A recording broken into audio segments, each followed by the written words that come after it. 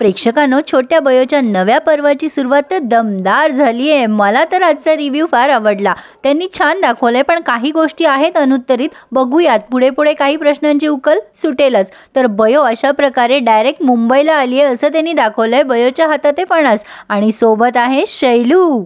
शैलू बयोशी गप्पा मारत असतो. बयो, तू नीट जा हं, इथे कशी राहशील, काय राहशील. आता बयो सतत मुंबईकडे बघण्यात व्यस्त आहे.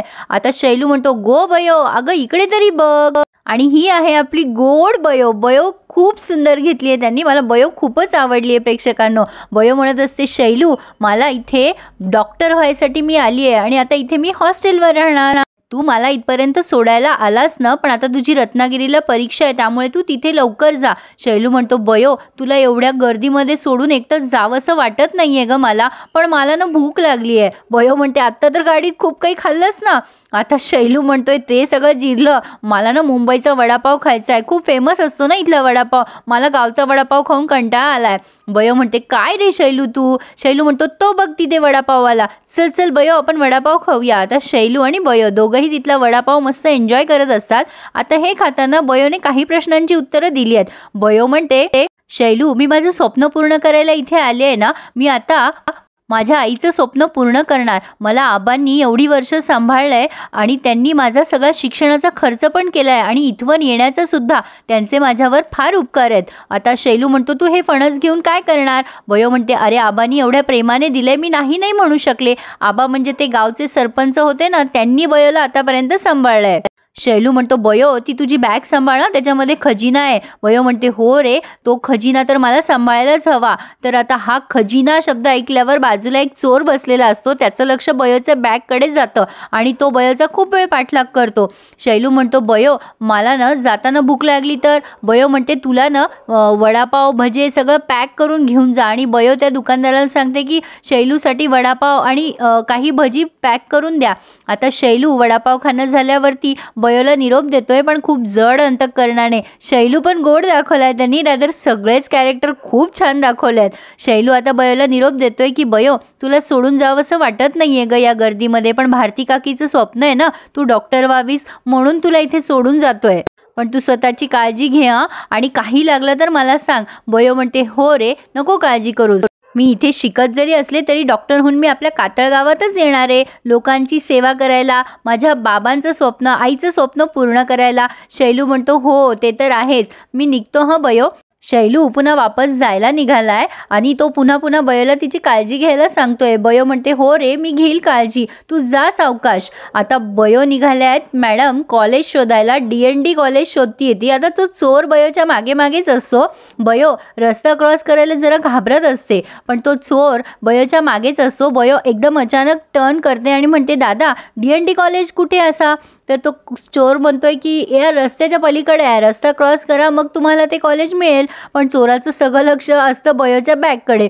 बयो थोडीशी पुढे जाते, पण तिला तो रस्ता क्रॉस करणं काही सुधरत नाहीये. तर आता एंट्री आहे इरा आणि आरवची. गौतमी मॅडम त्याच आहेत, जरा म्हाताऱ्या झाल्यात. आता त्या बयोचा फोटो दाखवत असतात आरवला आणि म्हणत असतात, या अवदसीचा फोटो कोणी आणला इथे. सुमनने आणला का. सुमन कुठे आहेस तू. तर आता हा आरव आहे प्रेक्षकांनो आणि तो खूप भांबावलेला दिसतोय. आणि ही आहे आपली इरा. वेल शरीराने तर वाढली आहे, पण ॲटिट्यूड मात्र मॅडमचा अगदी आहे तोच आहे. तर आता ती खाली आली आहे आणि म्हणते, मम्मा अगं सुमन आत्या बाहेर गेली आहे. तेवढ्यात बयोचा फोटो दाखवते तिला गौतमी आणि म्हणते, इरा ही अवदसा इथे कुठून आली. तुम्हाला माहिती आहे ना, हिच्यामुळे तुमचा बाबा आपल्याला वाऱ्यावर सोडून निघून गेलाय. म्हणजे शुभमकर कुठेतरी निघून गेलेत, कुठे काय काही पत्ता नाही. आता ते आपल्याला पुढे कळेल.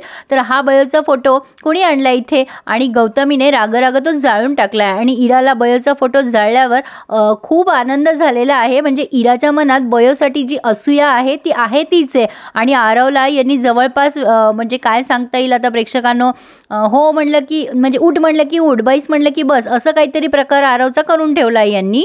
म्हणजे आरव अगदी मम्मा बोलेल तसंच वागतोय.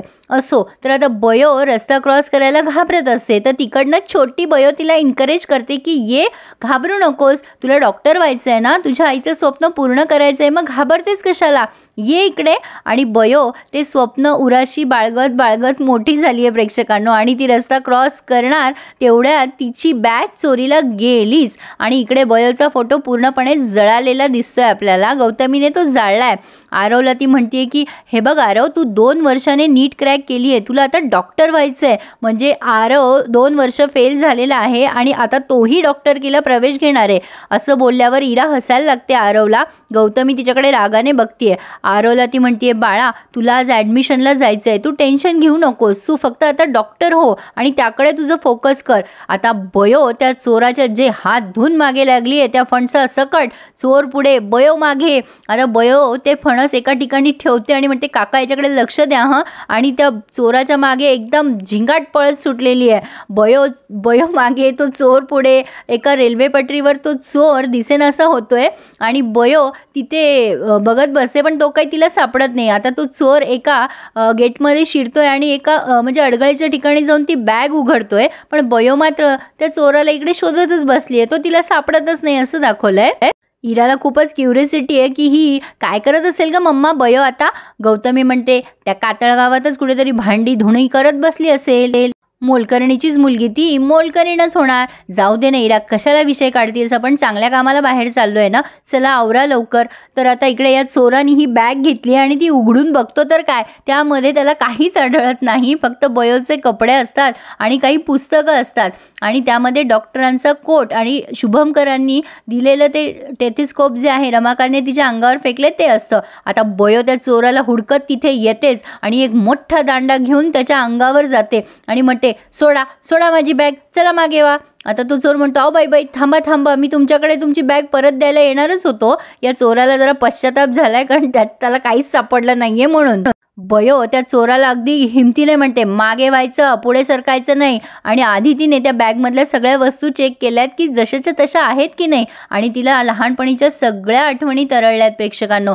तिला आठवतंय की कशाप्रकारे रमाकांतने तिला हाकलून दिलं होतं, कशाप्रकारे तिच्या आईने तिचं स्वप्न नेहमी उराशी बाळगलं आणि मरताना सुद्धा भारतीताईने बयो तुझं डॉक्टर व्हायचं स्वप्न पूर्ण कर हे सांगितलेलं असतं. फोकस तरी अजून इथेच आहे, त्यामुळे बघायला छान वाटलंय आज. आता बयो खूपच इमोशनल झालेली दाखवली आहे आणि ती त्या चोरावर ओरडते, काय हो लाज वाटत नाही का तुम्हाला, अशी चोरी करताय, देवाने तुम्हाला धडधाकट शरीर दिलंय ना, मग कशाला लोकांचे शिव्या शाप घेऊन जगताय, चोऱ्या करायला लाज वाटत नाही. त्यावर तो चोर म्हणतो काय करणार ताई, अहो आमचं शिक्षण नाही काही नाही, पोट तर भरावं लागतं ना, पोटाची खळगी पूर्ण करायला करतो चोऱ्या माऱ्या. त्यावर बयोने एवढं सुंदर उत्तर दिलंय प्रेक्षकांनो. बयो म्हणते असली कारणं देण्यापेक्षा काहीतरी कामं करा, ती शोधा. चोरी करून लोकांची हाय खाऊन लोकांचा मार खाऊन कशाला तुमचं आयुष्य घालवताय. आयुष्य हे एकदाच मिळतं, लोकांच्या लाताबुक्या खाऊन जगण्यापेक्षा स्वाभिमानाने जगायला शिका. ताट मानेनं जगायचं की लोकांच्या लाताबुक्या खाऊन जगायचं हे आपल्या हातात असतं की नाही. तुम्ही तर शरीराने किती धडधाकट आहात. अहो शोधलं तर देव पण मिळेल, मग काम काय चीज आहे सांगा बरं. ही असली कामं करून तुम्हाला सुखाची झोप तरी मिळेल का, 4 पैसे मिळतील, करोडो पैसे खर्च करून सुद्धा तुम्हाला सुखाची झोप मिळणार नाही. लोकांना लुबाडून पैसे मिळवण्यापेक्षा कष्टाने मिळवलेली चटणी भाकर जास्ती सुखाची लागते दादा. आता तो लगेच चोर खूप छान वागायला लागतो बयोशी. तो म्हणतो काय ग तू डॉक्टरांकडे कामाला आहेस का. बयो म्हणते नाही दादा, मी इथे डॉक्टर होण्यासाठी आली आहे, शिकायला आली आहे. तेव्हा तो म्हणतो तू त्या कॉलेजचा पत्ता शोधत होते तिथेच तुला जायचं आहे ना. बयो म्हणते हो दादा. तर तो माणूस म्हणतो म्हणजे चोर म्हणतो की मी तुला मदत करू काय, मला एक संधी दे ना, मला माहिती आहे तुला माझ्यावर विश्वास बसणार नाही, पण काहीतरी चांगलं करायची संधी मिळते तर प्लीज दे ना. बयो त्याच्यावर विश्वास ठेवते आणि ते फणस घेते आणि मग कॉलेज शोधायला जाते. आता त्या चोराने बयोला त्या कॉलेजजवळ आणून सोडलंय आणि सांगितलंय हे बघा ताई, हे तुमचं कॉलेज आणि हे घ्या तुमचं फणस, तुम्हाला काहीही मदत लागली तर मला अगदी केव्हाही सांगा, मी आहे तुमच्यासाठी, चला येतय मी, हे घ्या तुमचं कॉलेज, शोधून दिलं हं तुम्हाला. आता तो चोर निघून गेलाय आणि बयो तिच्या त्या कॉलेजकडे न्याहाळत बसली आहे. कॉलेजचं नाव आहे DND वैद्यकीय महाविद्यालय. बयोचा पुढचा प्रवास सुखकर होईल की नाही हे बघणे पुढे खूप इंटरेस्टिंग ठरणार आहे प्रेक्षकांनो. आता बयो त्या कॉलेजला निहाळत असते, तेवढ्यात मागून जोरात गाडीचा हॉर्न वाजतो. बयो दचकते आणि तिच्या हातातनं फणस खाली पडतं. ते फणस उचलताना जरा वेळ लागतो. गाडीमध्ये इरा, गौतमी आणि आरव असतात. इरा लगेच हॉर्न द्यायला लागते मोठ्या मोठ्यानी. कोण आहे ही बावळट मुलगी? आता बयो पटकन तिचं फणस उचलून बाजूला जाते आणि ही गाडी पुढे जाते, पण बयोने अजून त्यांना बघितलं नाही. बयो अजूनही कॉलेजलाच निहाळतीये. इकडे कॉलेजमध्ये एक पिऊन फोनवर बोलत असतो. मालवणी म्हणजे कोकणावरून एक बाई येणार असते कॉलेजच्या साफसफाईसाठी. तो फोनवर असंच काहीतरी बोलत असतो. तेवढ्यात बयो तिथे पोहोचते आणि त्याचा गैरसमज होतो. तो लगेच बयोला म्हणतो, चल चल आलीस का तू, लाग बरं कामाला, हा कचरा काढून घे. बयो म्हणते, दादा माझं ऐकून तरी घ्या तुम्ही. ते म्हणतात की अगं ऐकायचंय काय, आधीच तुला उशीर झाला. बयो म्हणते, हो मग मी तेच म्हणते ना, मला उशीर झालाय, मी इथे ॲडमिशनला आली आहे. तुम्ही कोणासाठी वाट बघताय मला माहिती नाही, पण मी इथे कॉलेजला ॲडमिशन घ्यायला आली आहे. आता त्या पिऊनला खूप छान वाटतं की ही बयो मालवणी आहे आणि त्याच्या जवळपासच्या गावची आहे. तर बयो म्हणते, दादा मला उशीर झालाय, मला सांगाल का ॲडमिशन कुठे करायचं. आता तो पिऊन म्हणतो, अगं ताई मी समजतेस ती तू नाही आहे, आलं माझ्या लक्षात, पण इकडून यायच्याऐवजी तू तिकडून यायला हवी होतीस. ते बघते तिथे ॲडमिशन चालू आहेत. आता बयो बघते की तिथे ॲडमिशन चालू आहे आणि नेमकी गौतमी, आरव, इरा ते तिघेसुद्धा डायरेक्ट प्रिन्सिपलच्या ऑफिसमध्ये जाताना दिसत आहे. बयो तिथून जिन्यावरनं खाली उतरते. खाली येऊन बघते तर काय, ती खाली येते आणि ॲडमिशन काउंटर क्लोज होऊन जातं. त्यामुळे बयो खूप नाराज होते. ती मनाशी बोलायला लागते, रवळनाथा हे काय, मला जास्तीच उशीर झाला. आता बयोचं ॲडमिशन जरा उद्यावर ढकललं गेलंय हे मात्र नक्की. इथे हा रिव्ह्यू पूर्ण झालाय प्रेक्षकांनो. पुढे आपण बघतोय इरा वरून खाली येत असते आणि बयो खालून वर जात असते आणि या दोघींची जरा क्रॉसिंग होतीये. त्यामुळे इरा बयोकडे एकदम एकटक बघते आणि बयो इराकडे. ह्या दोघी एकमेकींना ओळखू शकतील का? तुम्हाला काय वाटतं? नक्की कमेंट करून कळवा. अजून सुमन, गोजात्या, रमाकांत, डॉक्टर शुभंकर हे सगळे कुठे आहेत हे सगळं ऐकण्यासाठी बघण्यासाठी बघत राहा छोट्या बयोची मोठी स्वप्न. आणि रिव्ह्यू मात्र ऐकायचा आहे आपल्या चॅनलवर प्रेक्षकांनो. ज्यांनी अजून कोणी नसेल सबस्क्राईब केले त्यांनी प्लीज अजून तरी चॅनलला सबस्क्राईब करा आणि आपले सगळे रिव्ह्यूज एन्जॉय करा. आणि थोड्याच वेळात राणी मी होणार या नवीन मालिकेचा रिव्ह्यू ऐका आपल्या चॅनलवर. So please subscribe my channel and enjoy my reviews. धन्यवाद.